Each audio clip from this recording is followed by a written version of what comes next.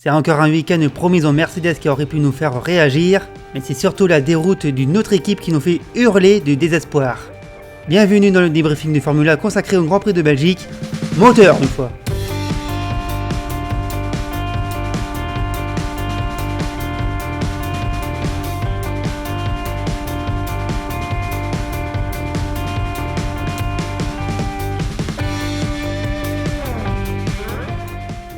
Salut tout le monde, bienvenue pour ce débrief consacré au Grand Prix de Belgique. Je suis ravi de vous retrouver pour ce nouveau rendez-vous qui marque un week-end sous le signe de l'émotion. Un an après la disparition d'Anthony Hubert l'an passé sur le tracé spadois, l'émotion est encore présente dans le paddock. Tout le monde en parle encore comme si c'était hier. C'est encore compliqué d'en parler car l'événement fut brutal et essayer de trouver la force d'en parler, c'est compliqué. Bien sûr, on pense toujours à lui. Et même à Jules Bianchi, avec Anthony Hubert, ce sont deux étoiles montantes de la F1 qui nous ont quittés trop tôt. On ne les oubliera pas et ils sont toujours avec nous dans notre cœur.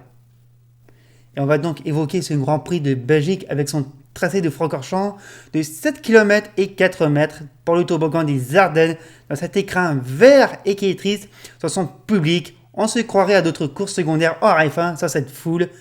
Mais moi, ce qui me choque le plus, c'est de ne plus voir les tribunes devant les stands Endurance. Ces tribunes furent démolies pour le nouveau tracé de Rallycross et ils sont donc remplacés par des tribunes temporaires et de plus les voir, ça fait bizarre, ça fait vide même. Vide comme les ambitions de Ferrari ce week-end. Depuis le début de l'année, on sait que la Scuderia n'est pas dans sa forme de ces dernières années avec comme suspicion son moteur 2020, moins puissant que celui de l'an passé et bien sûr avec en fond ce fameux accord secret qu'il est l'équipe et la FIA. Et à Francorchamps comme à Monza, pour la prochaine course, il faut compter sur le moteur. C'est un circuit de moteur. Et là, personne ne pensait que Ferrari était aussi faible avec son moteur. Les chronos parlent d'eux-mêmes, les pilotes aussi. Tout le monde en parle, c'est... De toute façon, Ferrari, on va s'en occuper juste après dans le bilan des équipes. On va y aussi évoquer quelques points de leur contre-performance. Mais franchement, Ferrari, il y a un gros problème. On va en parler après. On va commencer d'abord dans l'ordre, on va parler des qualifications. Générique. Il y a une chose qui m'a exaspéré dans la qualification, que ce soit au début ou à la fin, même si ça n'a pas duré longtemps, c'est ce petit jeu d'aspiration qu'essayent d'avoir les pilotes sur leur adversaire. Comme personne ne veut donner cette aspiration, on se retrouve avec un peloton regroupé comme au Tour de France et qui s'observe avant de se lancer dans une échappée pour gagner l'étape du jour. Et si vous avez bonne mémoire, souvenez-vous de ce qui s'est passé l'année dernière pendant la Q3 à Monza où personne ne voulait y aller de peur de se faire aspirer. Et avec le résultat qui était tant attendu, pas une voiture n'a pu améliorer son deuxième chrono. Ici, je tire les traits parce qu'on n'a pas eu ce scénario, mais les pilotes se sont plaints de ce peloton, ce trafic qui permet à personne de bien préparer son tour lancé. Et fort heureusement, cela n'a pas eu d'incidence sur la qualification belge. Surtout que la FIA impose depuis quelques courses maintenant un temps minimum pour faire un tour de piste. Rien à voir avec les 107%, mais surtout pour prévenir les pilotes de ne pas rouler avec le frein à main dans leur tour de préparation de rentrer au stand. Faut y aller messieurs, voilà. Si vous regardez les autres débriefs, personne n'en parlera peut-être pas de cette situation. Mais je voulais l'évoquer quand même car ça risque de se reproduire. Et de toute façon, la seule chose qui nous tenait en haleine pour ce samedi après-midi, c'était de savoir où se qualifieraient les Ferrari. Beaucoup les voyaient même arrêter dès la Q1. Il y avait de quoi, mais finalement, ils ont quand même pu aller un peu plus loin. Mais honnêtement, c'était laborieux. Je dirais même que c'était vraiment laborieux pour les voitures équipées d'un moteur Ferrari. Mais devant, il y a une autre équipe qui nous a donné le sourire. Car non seulement ils ont un moteur, eux, mais surtout, il se rattrape après un week-end catalan raté. Je veux parler de Renault dans une confiance totale après l'une des meilleures qualifications pour leurs deux voitures. Ils ont fait un peu mieux que le Canada en 2019. Mais devant eux, on retrouve les mêmes et surtout Lewis Black Panther Hamilton pour sa 93e pole position en carrière avec la 118e pole pour Mercedes également. Suivi des habitués, Valtteri Bottas et Max Verstappen. La suite du classement, Daniel Ricciardo qui devance Alex Albon et Esteban Ocon, suivi de Sainz, des deux Racing Point et de Norris qui complètent le top 10. La grille s'affiche avec les Alpha Tauri sur la 6ème ligne. Pour Air France, Kvyat se qualifie devant Gasly. La 7ème ligne avec les Ferrari. George Russell devant Raikkonen. Suivant ensuite Grosjean, Giovanni, Latifi et Magnussen. Une grille de départ un peu bizarre mais un peu intéressante. Surtout que techniquement, ça serait la dernière fois que le party mode serait utilisé librement dans la qualification. J'attends Monza exactement pour voir, mais ça, on en reparlera ainsi en fin de vidéo. Les qualifications sont passées, on peut maintenant passer à ce qui nous intéresse aussi, et bien c'est la course. Allez! Le premier événement avant ce départ, c'est l'abandon surprise de Carlos Sainz qui, dans son tour de reconnaissance, ressent un problème sur sa voiture. En fait, un problème moteur qui va engendrer la casse de son échappement. Et donc, on va se retrouver avec 19 voitures sur la grille. L'Espagnol ne prendra pas le départ de ce Grand Prix de Belgique. Dans le top 10, on retrouve les Mercedes et Verstappen qui sont montés en pneus médium. Le reste est en pneus soft. Derrière, tout le monde décide de repartir en pneus médium aussi, sauf 2 pilotes. Leclerc, qui fait agressif au départ avec des pneus soft, et Gasly, qui part en pneus durs. Pour Leclerc, ça se tient. Pour Gasly, on sent que ça ressemblera à une course d'attente. Mais on va le revoir après car le départ arrive et surtout, ça aurait pu être l'occasion pour Verstappen de venir enquiquiner les Mercedes. Sauf qu'il avait derrière lui Ricciardo qui est très bien parti. Ah mais vraiment, il avait même tenté de passer son ancien coéquipier. Ah ça aurait pu être beau franchement. D'ailleurs les Renault ont réussi leur départ avec Ocon juste derrière l'Australien. Ça franchement c'était la meilleure chose qu'il fallait faire au moment de ce départ. Leclerc va aussi remonter grâce à ses softs en gagnant plusieurs places jusqu'à la 8ème place. Mais ça va pas durer car il va perdre rapidement en performance. Et avant que l'on entame le 10e tour de la course, il se fait passer par Gasly, qui lui aussi semble tenir la stratégie qu'il fallait. En pneus durs. Oui, cette fois en pneus durs. Le Rouennais est plus performant que les autres pilotes. Il va avoir le culot de passer Perez avant la montée de Raidillon. Une action qui nous a rappelé la même chose qu'a connu Ocon quand il était chez Force India 2017. Le même serrage de Perez entre le mur pour Gasly, mais cette fois-ci, il n'y a pas eu contact. Alors on se dit que Gasly a de bonnes chances de réaliser une super performance et qu'il a une excellente stratégie. Mais un rebondissement va avoir lieu. L'accident de Giovinazzi après le virage de Fagne, après avoir perdu le train arrière à la réaccélération. Gros choc pour l'Italien qui va entraîner sans le vouloir George Russell dedans. L'anglais de Williams a voulu éviter des débris ou la voiture qui aurait pu revenir sur la piste, mais c'est une roue qui va taper dans sa voiture et qui va l'obliger à l'abandon. Ce qui est bizarre d'ailleurs, c'est cette roue baladeuse de l'Alpha qui ne s'est pas rétractée. Parce que vous savez, dans les triangles, il y a des câbles de rétraction qui empêchent les roues de se balader ou de se décrocher de la voiture. Sauf que là, c'est le demi-train arrière de l'Alpha de Giovinazzi qui s'est carrément décroché. Donc, zéro effet de rétraction de maintien de la roue sur la voiture. Les deux pilotes vont bien, par chance. Le Halo a même joué son rôle, au cas où certains sont encore contre ce système de protection, qui est acquis depuis longtemps quand même. Il y a eu des dégâts et des débris en piste. On a même vu les pilotes rouler, mais vraiment au ralenti, pour ne pas crever à cet endroit-là. La direction de course n'a même pas sorti le drapeau rouge. Ils auraient pu, franchement, ça aurait valu le coup. Franchement, vu les dégâts qu'il y a eu, les débris de la piste, une interruption aurait pu permettre au commissaire de travailler mieux en sécurité, de mieux réparer les barrières, de nettoyer, voilà. D'ailleurs, je salue le travail des commissaires de piste, car ils participent au bon déroulement de chaque épreuve de sport mécanique. Il ne faut pas oublier que sans eux, il n'y a pas de course. Ça, il faut se le dire. Sans les commissaires, il n'y a pas de course. Voilà, faut bien s'intégrer ça. On l'oublie vraiment, mais il faut pas l'oublier. Sans les commissaires, il n'y a rien. Voilà. Pour ramener des équipes, des pilotes, du public, tout ça, il n'y a pas de commissaire, on ne roule pas. Voilà. Et donc, cet accident de Giovinazzi entraîne la neutralisation par la safety car. Les aérostands se passent et tout le monde va copier la stratégie de Gasly à son plus grand regret. C'est-à-dire que tout le monde repart en pneus durs, sauf Albon qui lui va tenter les pneus médiums. Non, je dis rien. Non, je dis rien. Ça n'aide pas, quoi. Enfin, il y en a un qui aurait voulu de l'aide, mais vraiment, c'est Charles Leclerc. Son premier arrêt au stand fut une catastrophe. Regardez.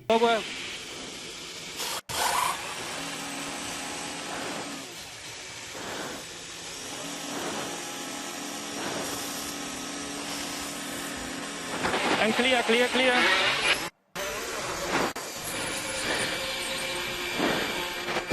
Come on! Putain de savance! Là, Leclerc, il est maudit, ces mécaniciens, et sur plusieurs générations. Mais vraiment. La course repart après 6 tours de neutralisation derrière la safety car. On vire la 5ème Mercedes. Rien de neuf devant, c'est surtout le milieu de peloton qui va se battre, dont les Ferrari qui luttent entre les Alfa Romeo et les Haas. Oh, c'est dur. D'ailleurs, les deux Ferrari vont se toucher. Ah, il n'y a plus de limite, hein.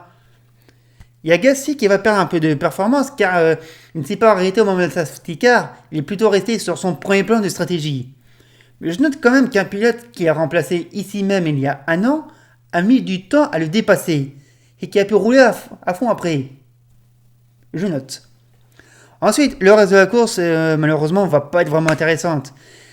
Pas vraiment captivante malgré des dépassements au DRS. Il y a le long chemin de croix de Ferrari. On refait le plein d'air dans la voiture de Leclerc. Et même Vettel qui veut faire lui-même ses stratégies. Ils sont en roue libre chez Ferrari. D'ailleurs, Damien Olivier, si vous passez par là, il faut demander des droits d'auteur parce que... La fin de course s'approchant, on voit plusieurs pilotes bloquer leur roue à l'avant. Surtout la roue avant droite, qui est sûrement due à l'usure de la gomme, parce que quand même, 33 tours avec la gomme dure, faut le faire. Hein. D'ailleurs, ça nous a permis de voir une faute d'Hamilton au bus-stop. Pour ceux qui ont encore un doute sur la nature humaine de l'anglais, hein, bah oui, même lui, il fait des fautes. Et la fin de course, elle sera marquée par le retour en force d'Esteban Ocon sur Alex Albon dans les derniers tours, assurant le meilleur résultat égalé de l'équipe française depuis 2016. Ça, on en parle juste après. Et les résultats de la course, eh bien, les voici. La 89e victoire de Lewis Hamilton devant Valtteri Bottas et Max Verstappen. Ce n'est que le deuxième doublé de Mercedes cette saison. Et le top 10 de la course qui s'affiche avec les Renault de Ricciardo et d'Ocon, 4e et 5e devant Albon, Norris seul McLaren, 7e devant Gasly et de Racing Point de Stroll et Perez, et le meilleur tour est signé Daniel Ricciardo. Une course sympa mais moyenne dans son ensemble sur le tracé de Spa. Les dépassements facilités par le DRS qui ne plaît à personne car ils sont trop faciles, et pire, tout le monde trouve ça nul qu'il y a des dépassements facilités. Il y a un quiproquo dans les propos, et ça, franchement, ça n'aide pas. De mon avis, oui, il faudrait enlever le DRS pour avoir de vrais dépassements. Il y a moyen d'en avoir, de toute façon. Mais avec des voitures qui ont du mal à suivre, c'est compliqué pour se mettre d'accord. Peut-être qu'en 2022, il y aurait un retournement de situation. Mais bon, il faudra aussi attendre. Voilà, ça, c'était pour la course. Et ben, il est temps de passer au bilan des équipes. Et attention, pour certaines, ça va être gratiné. Allez, on y va. Donc le bilan des équipes, il y a un petit changement parce que voilà, j'ai modifié l'ordre du passage pour certaines équipes au collant à celui du classement constructeur en vigueur avant celui du Grand Prix de Belgique. Parce que oui, ça a un petit peu bougé. Par contre, on commence toujours par les mêmes, hein, voilà. Mercedes, il n'y a rien à redire pour eux sur ce week-end encore. La maîtrise absolue pour l'équipe et ses pilotes. Hamilton qui a rendu hommage à Chadwick Boseman décédé vendredi. Et Hamilton se rapproche des records de Michael Schumacher. Voilà, et ça pourrait se faire en Italie si tout se passe bien. Et même le battre en Russie. Ça par contre, c'est moins classe. Et du côté de Bottas, qu'on veut déjà virer après 2021, attendez, il a fait le boulot, même s'il n'a pas pu inquiéter Hamilton en course. Il reprend un peu de points en classement face à Verstappen. Mais sincèrement, il doit au moins renouer avec une victoire pour montrer qu'il peut encore se battre face à Lewis. Et à la régulière, c'est possible. Parce que si vous voulez virer Bottas après 2021, attendez, il faut qu'on s'y attaque à 2021. Hein. On passe à Red Bull où Verstappen s'est totalement ennuyé en course, seul sur la piste et pourtant si proche. Il n'a pas pu aller au contact des Mercedes et il s'est contenté de la 3e place en course. Il est déçu le Hollandais. Mais ça, quand on n'a pas son public sur place, la motivation ça baisse. Pour ce qui est d'Albon, j'allais encore critiquer Red Bull sur la stratégie des pneus, mais elle a tenu cette fois, et tant mieux. Mais Albon est encore loin de son coéquipier, et il a mis un peu de temps à passer quelques voitures. Et le dernier tour qui le fait passer de la 5e à la 6e place, en fait, ne va pas vraiment aider pour son avenir chez Red Bull. Peut-être qu'en 2021, Albon ne sera pas dans la Red Bull. Franchement, je peux me tromper. Je souhaite me tromper parce que Albon, c'est un pilote que j'aime bien, à qui je veux vraiment donner sa chance. Mais là, il n'est pas aidé. Il n'est pas aidé, ça va être un épisode à suivre dans les prochaines courses, dans les prochains mois. On passe à Racing Point et il y a un truc que je n'ai pas compris, c'est leur stratégie en Q2. Mais quelle idée d'avoir fait un premier run en pneu médium quand on sait que le passage en Q3 serait compliqué. Ou alors une stratégie pour roder des pneus en vue de la course sur des conditions secs, vu qu'on prévoit de la pluie pour dimanche et qu'on l'a pas eu, tiens. Enfin, on l'a eu, mais après la course. C'est autre chose. Enfin, voilà. Racing Point était en retrait contrairement aux autres courses. Et ça s'est ressenti avec la safety car, où Perez, qui est parti en soft au départ, ne s'est même pas arrêté. Ils ont tellement retardé son arrêt qu'il est reparti dernier pour finir 10e de la course. J'ai pas compris leur stratégie ce week-end. Quant à Stroll, j'ai pas de choses intéressantes à dire sur lui. Limite transparent ce week-end. Comme si Racing Point n'avait pas voulu forcer à Francorchamps ce week-end. Et bien sûr, la réprimande habituelle à chaque fin de course. Un jour, on va aller voir disqualifiés, ils vont voir flou.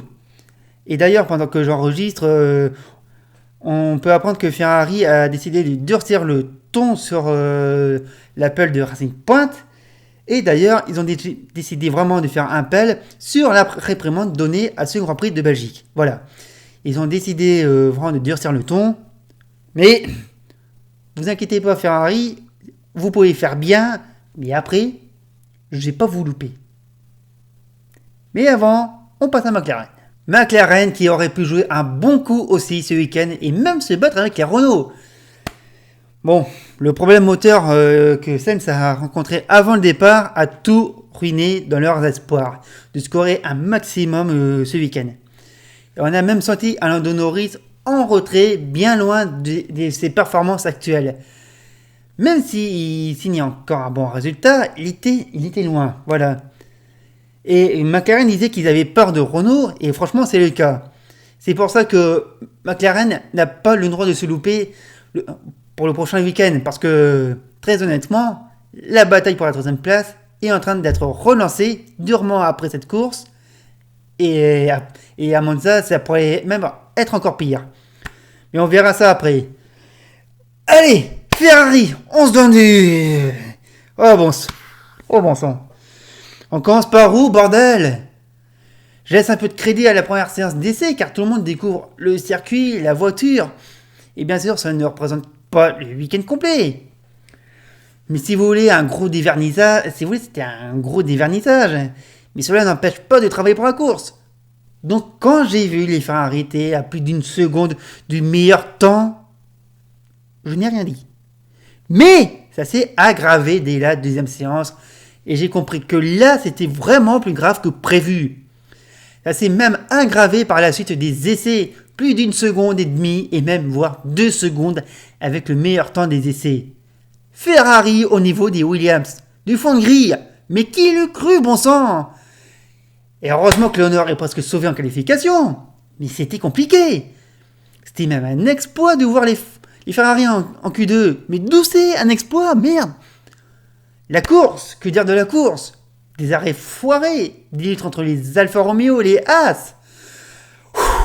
Oh non! C'est notre vrai niveau, va déclarer Sébastien Vettel le samedi après la qualif. Quand un pilote vous dit ça, je ne sais pas si on doit en rire ou en pleurer. Je suis pas un grand fan de Ferrari, mais là il faut reconnaître qu'ils nous déçoivent. Cette course met en lumière leurs vrais problèmes. Ils n'ont pas de moteur. Tout ce qu'ils ont fait avant cette saison, c'est-à-dire 2019, le travail fourni dans le bloc thermique a dû être jeté à la poubelle pour repartir de zéro. Et le choc est violent. Et pour ne pas arranger la chose, la voiture. Mais attendez, en entrée de virage, dans le virage en sortie, elle est instable. Et Vettel qui freine au milieu du virage des combes parce qu'il perd la voiture, qui sent qu'il se dérame de l'arrière, qui se dit oh merde, il y a le mur en face. Ça veut dire que le châssis a un problème également. L'aéro est à jeter à la poubelle. Est-ce que vous trouvez ça normal pour une équipe comme Ferrari?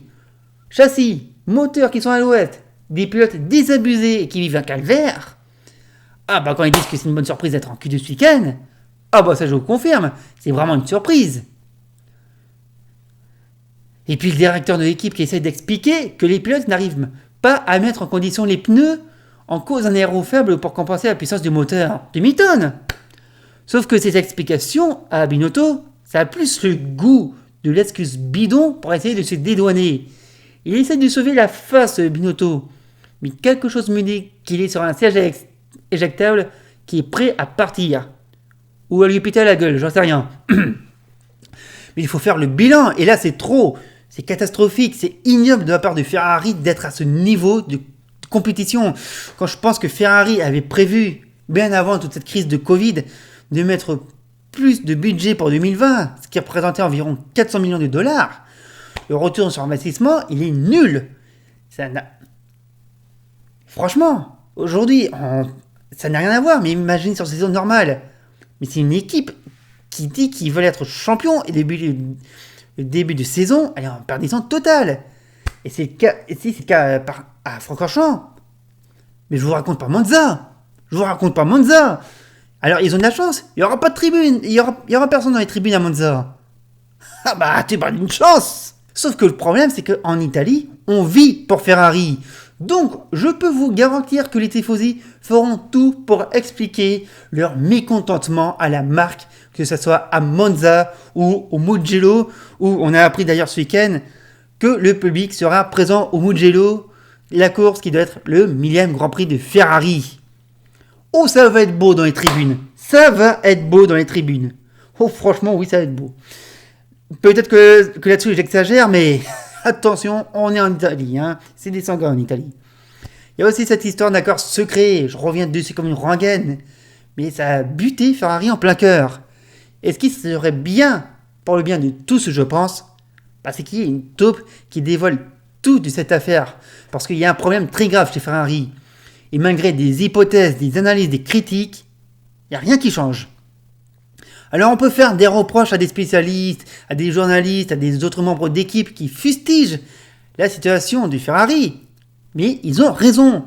On veut voir tous une Scuderia Ferrari qui se bat au plus haut. Et pas contre ses clients qui déplorent aussi un manque de puissance de leur moteur. En attendant, ce cauchemar qui n'est que le début pour Ferrari. Non, mais franchement, c'est ignoble. En fait, je crois que la solution, j'en sais rien. Je sais même pas si ça pourrait changer quelque chose. Ça serait de changer de mentalité. Voilà. Parce que il n'y a que des Italiens dans l'équipe, et des Italiens à la tête des Ferrari, ça marche pas. En fait, il faudrait un changement de mentalité, comme à l'époque de Jean Todt. À l'époque, Jean Todt, il a été critiqué, parce que tout le monde, les tifosi croyaient que Jean Todt allait détruire Ferrari. Vous avez vu qu'est-ce qui s'est passé derrière. En fait, l'idée de base qu'il faudrait, si Ferrari a l'idée, bien sûr. Si ils ont l'idée, attention. Voilà, c'est ça, c'est de dire, allez, il faut quelqu'un qui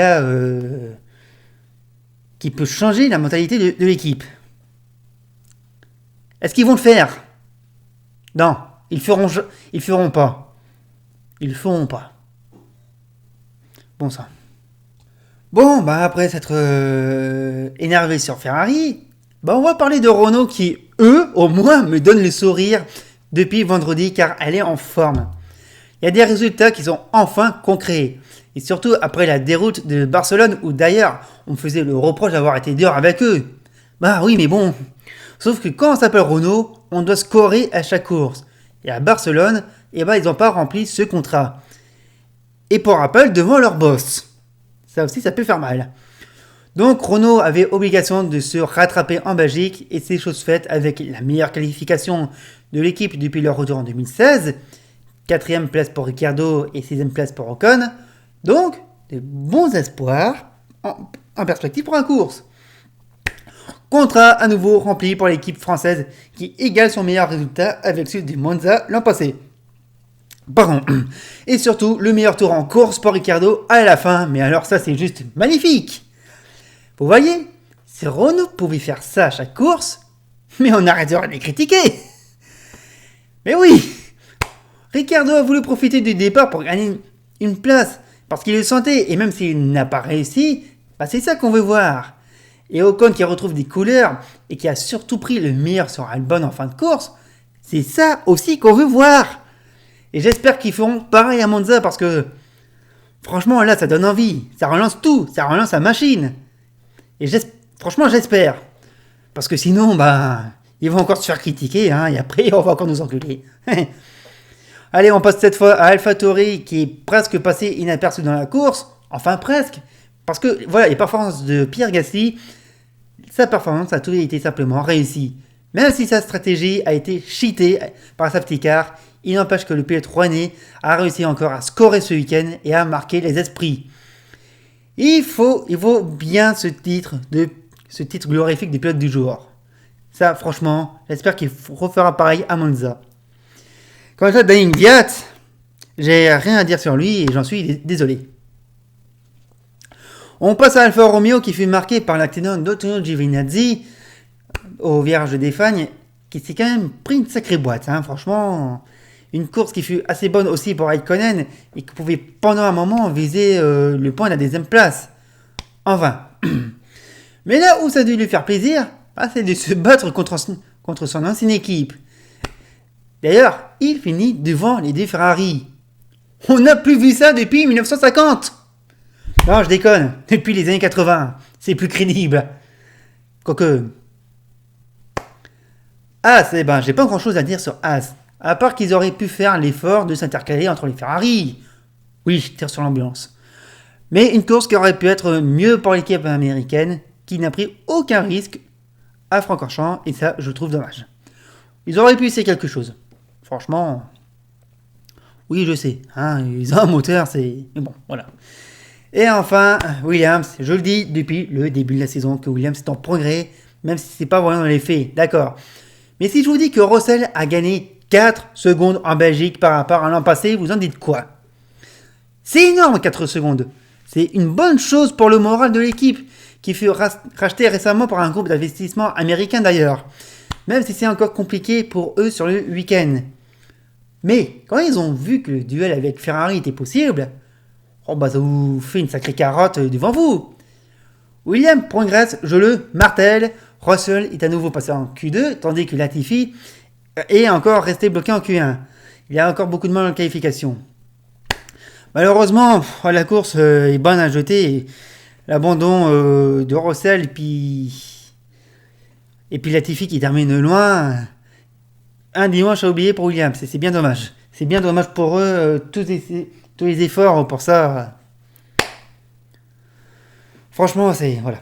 Et voilà pour ce tour des équipes pour le Grand Prix de Spa-Francorchamps. D'ailleurs, n'hésitez pas à donner vos avis, savoir si vous êtes d'accord ou pas, ou s'il y a des choses à rajouter. Ou si vous voulez aussi tirer sur l'ambulance Ferrari, le prix d'entrée est de 10 francs. En francs belges, bien sûr. Hein. Voilà. On a fait la qualif, on a fait la course, on a fait Ferrari. Malheureusement, on a fait le bain des équipes. Il est temps de passer au classement pilote et constructeur. C'est parti. Lewis Hamilton est solide leader avec 157 points en général, devant Max Verstappen et Valtteri Bottas qui sont séparés de seulement 3 points. La remontée de Daniel Ricciardo 8ème avec 33 points, tout comme Sergio Perez. Et Esteban Ocon complète le top 10 avec 26 points pour la 10ème place. En deuxième partie, Carlos Sainz redescend à la 11ème place avec 23 points devant Pierre Gasly qui en compte 18. Il repasse devant Sébastien Vettel qui en compte 16. C'est toujours le pigiste Hülkenberg devant Giovinazzi, Kvyat et Magnussen. et on a toujours 4 pilotes à 0 points. Du côté des équipes, Mercedes compte 264 points au compteur. Red Bull s'accroche à la deuxième place avec 158 points. La lutte pour la troisième place est relancée avec McLaren et Racing Point séparés de 2 points, séparés de 7 points par Ferrari qui est 5ème. Renault avec sa belle opération n'est qu'à 2 points de la Scuderia. Derrière suivent les deux Alpha, Tauri et Romeo. AC Williams se complète le classement. Voilà, c'est tout ce qu'on pouvait dire sur ce Grand Prix de Belgique. On devait d'ailleurs connaître ce week-end les qualifications sans ce fameux party mode de moteur. Hein. Mais la complexité du règlement a obligé la FIA à repousser cette interdiction à la prochaine course à Monza. Enfin, ce n'est pas une interdiction en somme, c'est plutôt une intégration dans le parc fermé de la cartographie moteur pour la course. Oui, je dis cartographie moteur parce que voilà, c'est le terme vrai de ce party mode. C'est une cartographie. Si vous ne savez pas encore à quoi cela correspond, hein, et si vous êtes joueur, pour faire en plus simple, on peut retrouver ce type de mode dans les fins 2020, où vous avez 4 modes qui sont nommés par des termes de faible, normal, max. De temps en temps, vous avez votre ingénieur qui vous gueule dans le casque, utilise tel mode, préserve le moteur, utilise tel mode, voilà. C'est aussi présent dans les autres jeux, dans d'autres noms, hein, si vous jouez à Forza, Gran Turismo. Mais dans les faits, je ne sais pas si ça va changer vraiment quelque chose. Honnêtement, j'attends de voir, parce que on peut être surpris, mais on peut être déçu. Voilà. Et il y a aussi quelque chose qui est tombé dans la semaine. On connaît également la fin de ce calendrier de la saison qui aura lieu en dehors de l'Europe avec un retour surprise de la Turquie. Et oui, l'Istanbul Park qui va retrouver la F1 depuis 2011. Ça va changer des courses de Cléo et de Mégane qui ont lieu là-bas. Ah si, vous irez voir, il y a ça. Alors, on verra si le circuit a très bien vieilli et surtout revoir ce fameux virage 8. Ce triple gauche qui faisait sa renommée. Enfin, on verra comment ça va se passer avec ces Formule 1 modernes. Ensuite, on va partir pour 2 courses à Bahreïn, dont la deuxième va avoir lieu sur la boucle extérieure, où on en promet un tour sous la minute en qualification. Bon, ils ont raison d'essayer, hein. Là-dessus je ne vais pas critiquer. On va bien avoir un week-end de 2 jours à Imola. Mais très honnêtement, ça peut être intéressant. Comme ça peut être catastrophique. Ah, franchement, si vous voulez, ça peut être un peu une course comme on l'a eu ce week-end. Une grosse course moteur, une grosse course DRS. Je sais pas, pour l'instant, je m'enflamme pas trop. Je demande à voir, je dis pas. Je demande à voir, mais je suis pas très... J'attends de voir, je suis pas très satisfait en fait de voir la boucle extérieure. Je crois même qu'il y a une autre configuration du circuit de Bahreïn, qu'on retrouve d'ailleurs dans la F1 2020. Je pense que celle-là, ça aura peut-être intéressant. Un peu plus court, un peu à la même distance, pardon. Mais ça aurait été intéressant, là au moins. Enfin bon, depuis le début, ils pensaient faire carrément la boucle extérieure. Bon, bah, voilà, ils vont le faire, ils vont s'amuser. Puis on verra bien. Et puis surtout, on aura la dernière course qui va se terminer à Abu Dhabi sur le circuit de Yas Marina. On est obligé. Malheureusement, on est obligé. Vous pouvez gueuler. Mais on est obligé parce que dans le contrat qui lie la F1 et le circuit de Yas Marina, c'est marqué le circuit accueille la finale de la saison, quoi qu'il arrive. Voilà. Ah, ils ont mis 2 pognons dans le circuit, mais s'ils auraient pu le foutre dans un tracé ultra spectaculaire, ça aurait été mieux. Enfin bon, que voulez-vous? Enfin, on va voir quand même une chose, c'est que Liberty Media a quand même réussi à assurer un calendrier de 17 courses. Et ça, franchement, c'est super. Voilà, c'est super. Bravo à Liberty Media, ils ont réussi à faire quelque chose d'incroyable. Et bien sûr, c'est une saison qui va rester dans l'histoire, une saison qui s'est fait pas à pas. Mais voilà, ils ont fait le job. Je sais qu'ils vont retrouver un calendrier normal l'année prochaine, à 22 courses. Hein. Mais voilà, ils ont assuré chez Liberty. Là-dessus, on ne va pas leur reprocher. Voilà. Et c'est la fin de la vidéo. Merci à vous de l'avoir suivi jusqu'au bout. Alors n'hésitez pas à commenter, à partager, donner vos avis, abonnez-vous à la chaîne pour ne rien rater. Je vous promets d'écrire aussi d'autres vidéos hors débrief de course. J'y travaille, hein, de toute façon, c'est un peu compliqué, mais bon, voilà. On y travaille, vous inquiétez pas. Je travaille sur des histoires de pilotes, de techniques, et si ça me permet, c'est d'aller tourner sur Rouen, faire une vidéo sur le circuit des Essarts cet hiver. Ça serait bien que je vous fasse redécouvrir ce qui est devenu l'ancien tracé des Essarts. C'est ce que je voulais faire l'année dernière, mais un petit manque de temps, hein. Donc j'espère que je pourrai vous proposer ça bientôt. Enfin, bientôt pour la fin d'année ou début d'année prochaine. Voilà. Et je vous donne rendez-vous le week-end prochain pour le Grand Prix d'Italie sur le circuit rapide de Monza dans le temple de la vitesse le week-end prochain. Voilà, c'était le débriefing des Formulas. Merci, bravo. Et on pense toujours à toi, Antoine. Salut.